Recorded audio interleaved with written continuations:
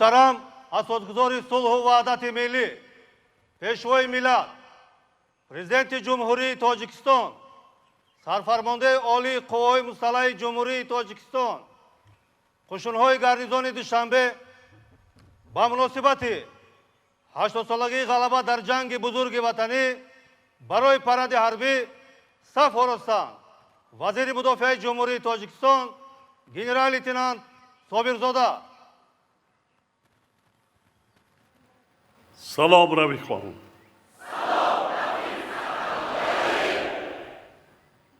شما را به مناسبت 80 سالگی غلبه در جنگ بزرگ وطنی تبریک میگویم.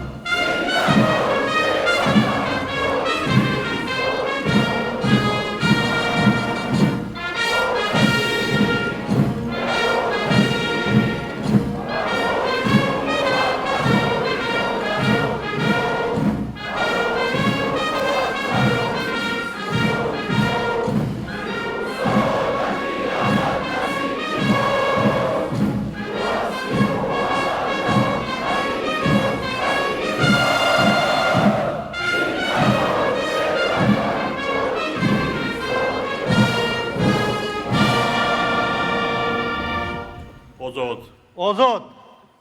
هموطنان عزیز، رفیقان، گنرال ها و افسران و سربازان، ما امروز 80 سالگی غلبه در جنگ دوم جهان را با افتخار و پاسداری از خاطره نیک فرزندان تاجیکستان و کارنمایی و قهرمانی های آنها در مبارزه با فاشیسم هیتلری تجلیل می نماییم. به مناسبت این سنه مهم تاریخی، اشتراکچیان جنگ بزرگ وطنی، سابقه داران مهنت، شخصانی که در آن دوره وزنین در عقیبه زحمت کشیدند و کل مردم تاجیکستان را صمیمانه تبریک میگویم. مسلم است که جنگ دوم جهان در تاریخ نوین بشریت از لحاظ مقیاس و فاجعه انسانی جنگ دهشتناکترین به شمار می رود. بیش از 70 کشور جهان به گرداب جنگ کشیده شده. در آن زیاده از 55 میلیون نفر آدمان قربان گردیدند. 10,000 شهرهای خرد و بزرگ ویران و ولنگار و به خاک یکسان شدند.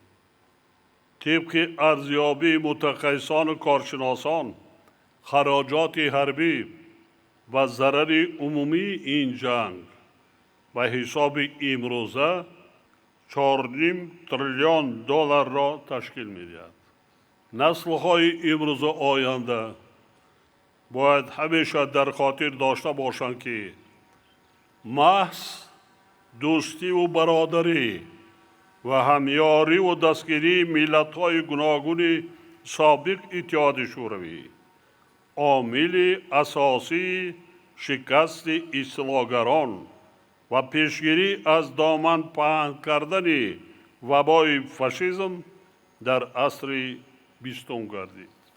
ما همچنین باید همیشه با افتخار خاطر نشان سازیم که برای رسیدن به این پیروزی در برابر دیگر ملت‌هایی که بر ضد استبداد فاشیستی مبارزه بردند، مردان و زنان با ننگ و ناموس تاجیکستان نیز سهم مؤثر و سزاوار گذاشتند. هرچند میدان نبردهای خونین از تاجیکستان هزارها فرسخ دور بود، ولی عکس صدای آن در سراسر دیار ما به گوش می رسید و هر خاندان تاجیک گرفتار فاجعه های آن بود. نه تنها در شهرها بلکه حتی در دوردستترین دههای کشور ما عائله نبود که پدر، برادر، فرزند یا خویش و اقربایش را به خاطر مبارزه بر ضد فاشیستان اصطلاحگر به میدان جنگ گسیل نکرده باشد. این جنگ دهشتناک را ما نیز سیاه‌ترین صحیفه تاریخ و فاجعه بزرگ برای ملت خود می حسابیم. زیرا از 1.5 میلیون نفر اهالی تاجیکستان در آن زمان زیاده از 300,000 نفر به میدان نبرد سفربر شدند که 50% اهالی قابل مهنت کشور را تشکیل میداد. بیش از 100,000 نفر آنها در محاربه ها قربان شده، زیاده از 40,000 بی نام و نشان گردیدند و 60,000 نفر دیگر از جنگ با معیوبیت برگشتند. همه این جانثاری ها که در تاریخ معاصر ما ابداً ثبت گردیدند، سهم ملت تاجیک را در این غلبه بزرگ و تأمین صلح و امنیت جهانی تجسم میکنند. ما نام نیک و خدمت آنهایی را که از جنگ بر نگشتند هرگز فراموش نمی کنیم و احترام آنهایی را که به پیروزی به وطن برگشتند همیشه به جای می آوریم. برای جسارت و قهرمانی در جنگ دوم جهان 58,000 نفر افسران و سربازان تاجیک با آردن و مدال ها و 55 نفر برای مردانگی و شجاعت با عنوان بلند قهرمان اتحاد شوروی مشرف گردانیده شدند. بیش از 45,000 نفر ساکنان تاجیکستان با کارخانه های صنعتی منطقه های دیگری اتحاد شوروی فرستاده شده، قسم زیادشان از آن جایها به جنگ سفربر گردیدند. همچنین سالهای جنگ زیاده از 100,000 نفر اساساً زنان و کودکان از منطقه های گوناگون جنگ زده به تاجیکستان کوچانیده شدند و جمهوری ما برای آنها خانه دوم گردید. مردم ما آنها را بیگانه نشماریدند، برایشان منزل زیست، خوراک و سر و لباس مهیا کردند و اکثر آنها را به کمال رسانیدند. قابل ذکر است که در عقبگاه نیز اهالی تاجیکستان در تأمین غلبه سهم بی‌سابقه گذاشت. همه ذخیره‌های انسانی و مادی و تکنیکی جمهوری ما برای تأمین نمودن نیازهای میدان محاربه سفربر گردیده بودند.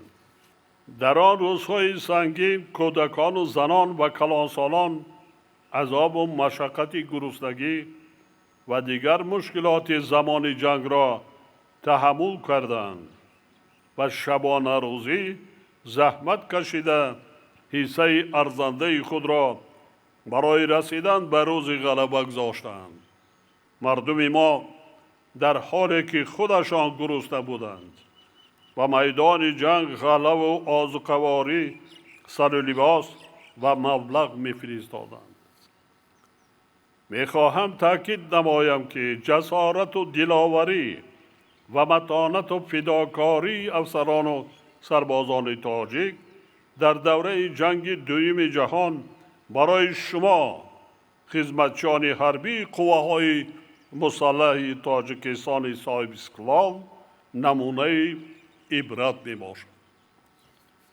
شما هرگز فراموش نسازید که فضای آرام و آسوده امروزه کشور با نرخ بسیار گران به دست آمده است و حمایه آن حالا همچون وظیفه پرمسئول و باشرف به ذمه شما واگذار گردیده است.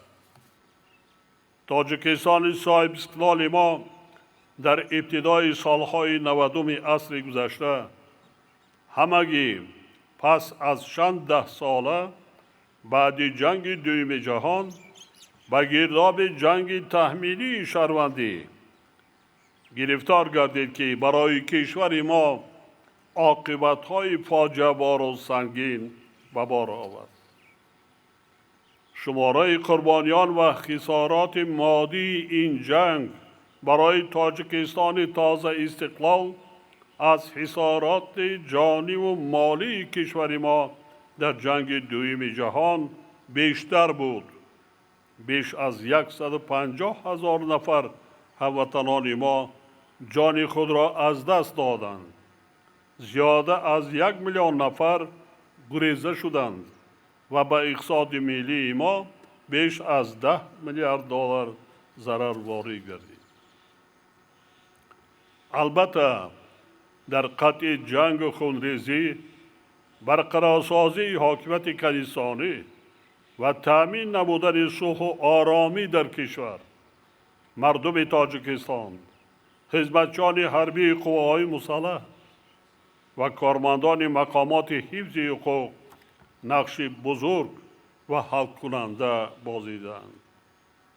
در این راه هزاران نفر افسران و سربازان دلیر و شجاع جان خود را قربان کردند. مردم و حکومت مملکت به این خدمت تاریخی فرزندان صادق و دلیر خود همیشه ارز می‌گذارند. در رابطه با این خاطر رسان می‌نمایم که حفظ وطن و حمایه حیات آسایشته مردم در هر دور و زمان برای هر یک شهروند آگاه و صاحب وطن و جوانمردان با ننگ و ناموس وظیفه مقدس و پرشرف به حساب می‌رود. خصوصاً روندهای منفی و خطرباری که جهانی معاصر را تحت تاثیر قرار دادند، از جمله مخالفت‌های شدید بین ابرقدرت‌ها، از نو اوج گرفتن مسلح شوی با شتاب، جنگ سرد، اینچنین گسترش یافتن عملیات تخریب کارانه سازمان‌های تروریستی و اکستریمیستی از هر یک خدمتچی حربی سطح بلندی آماده باشی، مهارت و ملکه کسبی، حس وطن دوستی و وطنداری، جسارت و دلیری و مردانگی و فداکاری را طلب می نماید. اعتماد و امید مردم هر یک شما فرزندان صادق وطن را وادار می سازد که همیشه هوشیار باشید، زیرکی سیاسی را از دست ندهید، سطح کسبیت و آمادگی جنگی خود را منتظم بلند بردارید.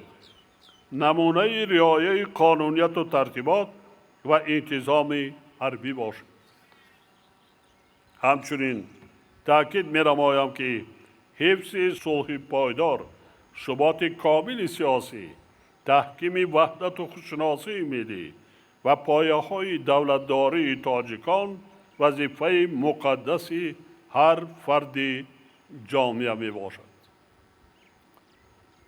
همین است که مساعدت به تأمین صلح و ثبات و حیات آسایشته در پهنای عالم یکی از هدفهای اساسی سیاست خارجی دولت ما معین گردیده است. مس به خاطر پیگیری این هدف من در اجلاس 79 مجمع عمومی سازمان ملل متحد مسئله قبول قطعنامه مخصوص را عاید به اعلان کردن 10 ساله تحکیم صلح به خاطر نسل‌های آینده پیشنهاد نمودم. تاجیکستان چون کشوری که جنگی دهشتناک تحمیلی را از سر گذرانیده است، همیشه جانبدار تنها با راه آسایشته، یعنی گفت و شنید، حل و فصل کردن همه مخالفت و نزاع‌ها می باشد. ما همچنین گسترش بخشیدن گفتگوی تمدن‌ها را از جمله ضرورت‌های زمانی معاصر می شماریم. باور دارم که مردم صلح‌پرور تاجیک با شکرگزاری از استقلال و آزادی، صاحب وطنی و صاحب دولتی و ثبات کامل کشورمان منبع نیست برای حفظ و گرامی داشت این نعمت‌های بزرگ و به خاطر نسل‌های آینده خلقمان سعی و تلاش بیشتر می‌کنند. بار دیگر اشتراکچیان و سابقه‌داران جنگ دوم جهان، مردم شریف تاجیکستان و شما حامیان صادق وطن را به افتخار 80 سالگی غلبه تاریخی تبریک میگویم. با همه شما هموطنان عزیز سلامتی و خوشبختی، روزگار آباد و برای تاجیکستان عزیزمان وحدت جاودانه ملی و صلح و ثبات پایدار آرزو می‌نمایم. جشن غلبه مبارک همدیاران عزیز.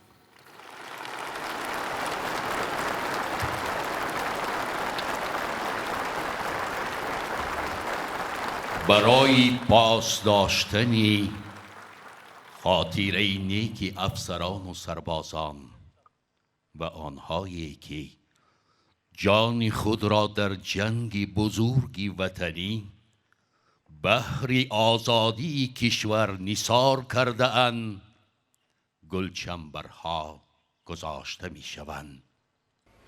برای گلچنبر گذاری آماده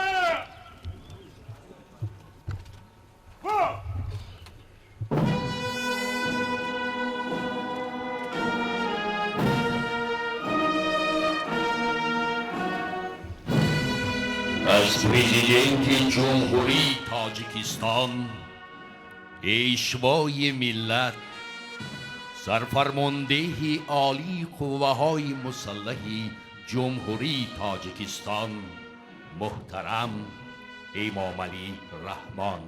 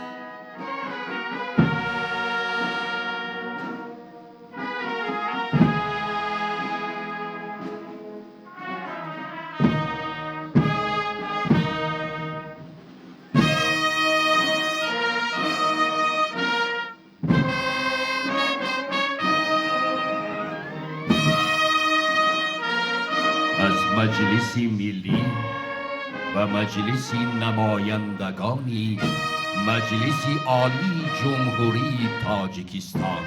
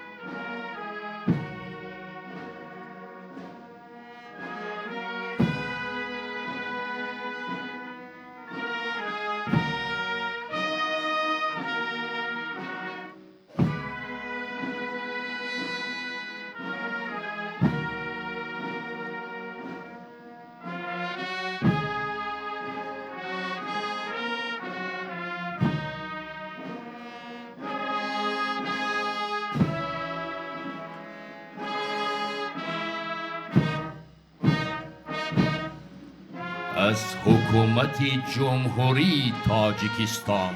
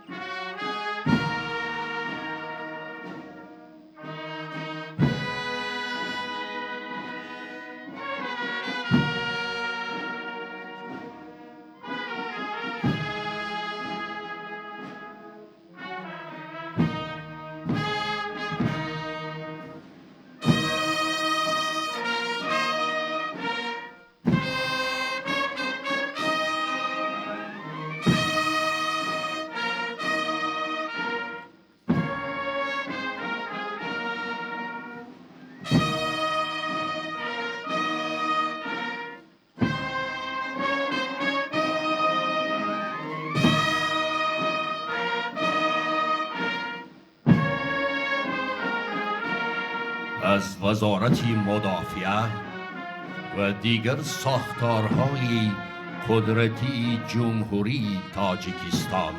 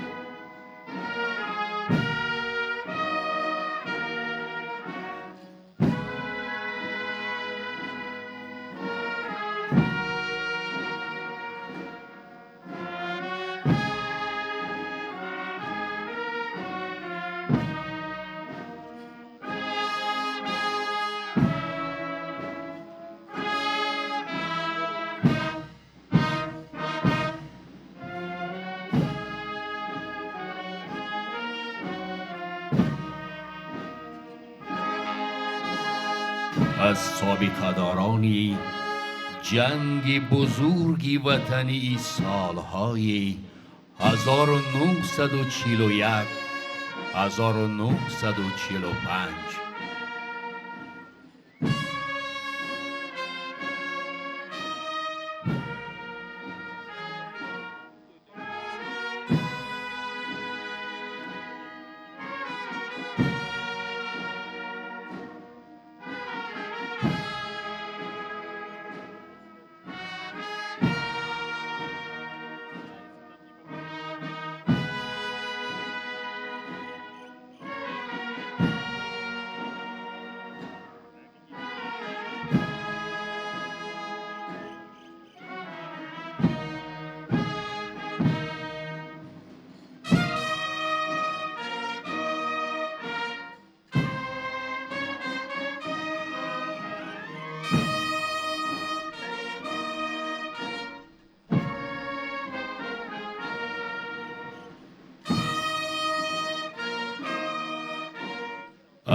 کارپوس های دیپلماتی مقیم شهر دوشنبه.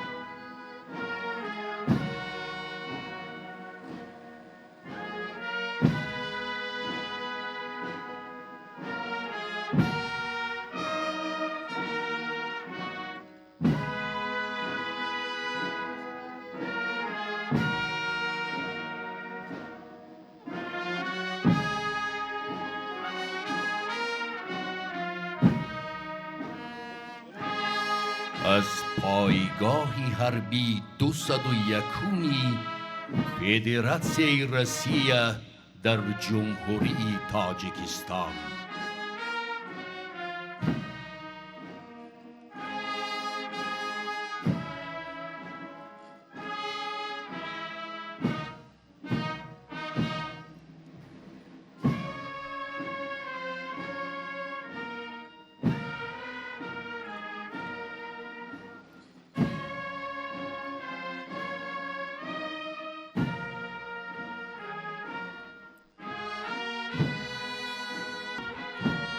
بگذار با نوری قلب‌های منت پذیری ما محبت و احترامی بی پایانی ما نامی رزمندگانی هلاک شده همیشه روشن و درخشان باشد.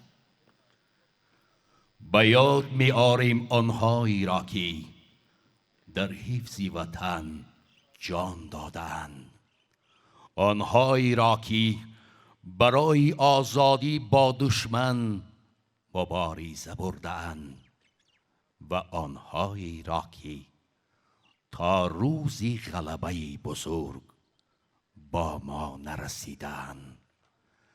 قهرمانها هیچگاه از خاطرها فراموش نخواهند گشت. سرفرود میاریم به یاد مقدسی فرزندان، پدران، برادران، خواهران، همیراقان، دوستان و رفیقان و نزدیکانی که از این جنگ برنگشتند. بحر خاطره افسران و سربازان و آنهایی که جان خود را در جنگ بزرگ وطنی برای آزادی کشور نثار کرده اند، دقیقه خاموشی اعلام کرده می شود.